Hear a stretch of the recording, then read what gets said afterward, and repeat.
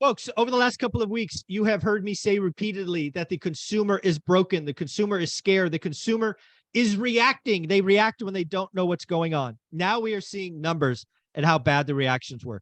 Different reports from different magazines or different articles, but I will use this.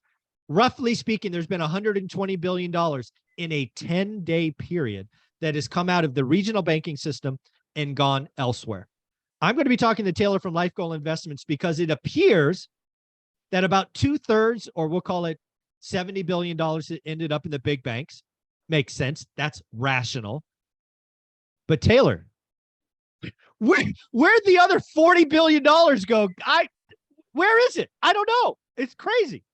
I think it went into coffee cans and mattresses at home. I'm not joking when I say that. Like, it sounds crazy, but I think people just fear the bank run, and there's hysteria there. And they're like, listen, I know the moron is the last one left. I'm not going to be the last one left. And I don't know where to take it. I'm not sure whether to trust big banks, small banks, my regional person, not.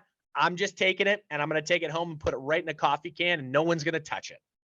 Yeah, it's really funny because I actually asked my audience in one of my daily financial news videos. Shout out to everybody that watches that. Thank you so much. What did you do anything different? Right? Did this cause you to do anything? Oh, yeah. So I will say no. I have not done anything different. But keep going. Sorry. So a couple of people, admitted that they had bank accounts over 250, so they fixed that problem. And if you are that person, fix that problem. Right. Yep. Easy fix for an individual, not an easy fix for a corporation. No. We can touch on that, but for an individual, it's an easy fix. Yep. Talking to people. Right. And then I'm like, okay, great. If you did that, awesome. But did anybody if you move bank accounts, that's one thing, but I want to know what I'm trying to figure out where the $40 billion went. Right. So some people said they bought money markets because that's out of the system. Makes sense. Yep. Some people bought treasuries. Some people bought laddered CDs. Yep. Some people bought gold, and some people bought Bitcoin. Yep.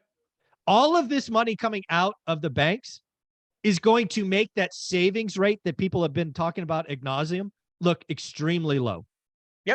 Yep. Right? And so look at this though too. This is not the first time this is playing out. So this was actually an exacerbated story over the past 10 days, but this has been playing out. Why? Because people look at their statement, they go, I'm getting 0.1% at a brick and mortar bank. I can take this into a money market and get 4%.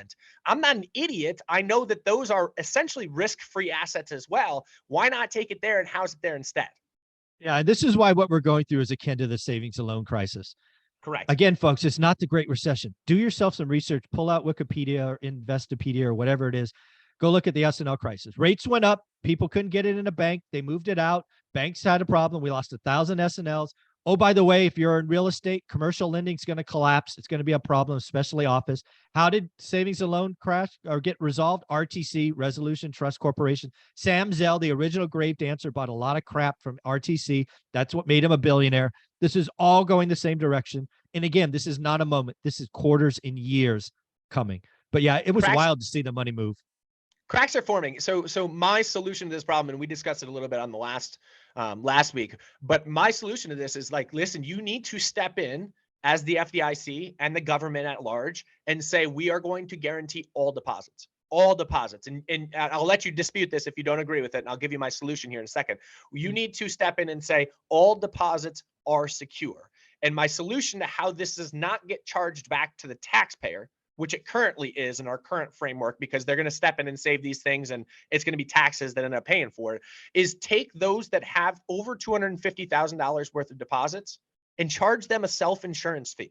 Yeah. Essentially, the higher above 250, the higher the fee goes. But the other important thing is they must, and I put this out in the video the other day, they must enforce all banks to charge this.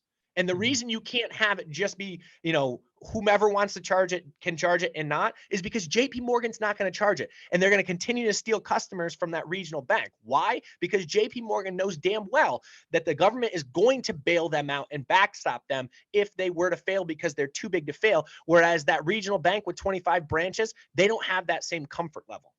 Yeah. Yeah. I think there's, I actually think the solution's similar to that. I think we talked about this. Like, my answer is the fact that companies and individuals are treated the same is idiotic. It's a failure of basic logic. Totally What agree. you should do is you should create some number for business accounts. I have several LLCs. I have business accounts. I actually have to check a box, business or individual. Yep. If I'm in a business account, there should be different fee structures because I have different services, different, whatever. And the FDIC limit should just be bigger. Yep. I don't know if it's 2.5 or 25 million or whatever you want it to be. The whole idiotic thing of people saying like, oh, I don't care about rich people losing their money in a bank. Like, guys, that's a stupid thought process. And I hate to say it, but like my sister's a really prime example. Her company, she didn't know this. She didn't sign up for this when she, decided to be hired by her employer. Her employer did their banking through SVB. My sister had a delayed paycheck. She's not some uber wealthy person. She had a delayed paycheck. Is it her fault that her company decided to go with SVB? Is it the company's fault? Are they supposed to do due diligence on the back end of what the bond portfolio of this bank looks like? Like, people don't have the ability to do that. When you deposit money in a bank, you have to know it's going to be there. Yeah, no, I totally agree. I think we need to understand that business accounts and individual accounts are different. The fact that they operate under the same rules it's idiotic. Yep. And again, if you split those up by those accounts, the individual doesn't get the extra fees. The bank, the companies could pay the fees. That's the thing. So I put this out on Instagram and people wrote back like, why would I pay to have my money deposited?